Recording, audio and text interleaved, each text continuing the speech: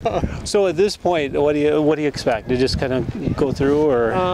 Well, we're just getting some meat ready. Usually we feed right away in the checkpoint. Okay. But with the warm weather, we're not going to feed right away. We're going to let them sit maybe for an hour, just knowing that it's going to be warm and they might not be ready to eat. Sure, you don't want to upset their system. Yep, so that's a little, we talked about that before the race. So we're, every other checkpoint, boom, feed right away. We'll throw them a chunk of beaver meat as a quick snack. Hopefully they'll take it. Mm-hmm. And if they don't, that's no big deal. But then we're going to let them set a while and then we'll feed them. So you're really kind of reading the team well, we're reading the weather. Yeah. I mean, it's beautiful for you and I. Yes. But, when it's warm like this, it's a real game changer. Sure. So. The trail could be pretty crowded, too, with some of the mid-distance teams going quicker. And It could, but, the cool thing is, the state trail's 30 feet wide, so it's not a problem.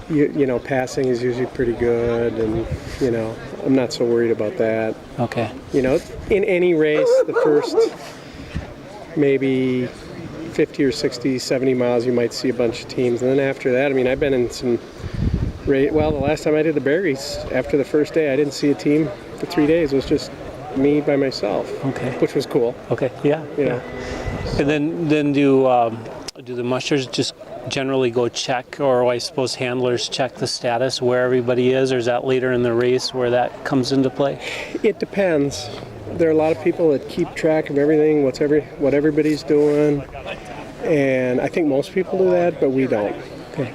We don't worry about it. We just run our team the way we're used to running them, and if we're faster, then we're faster. If we're slower, we're slower.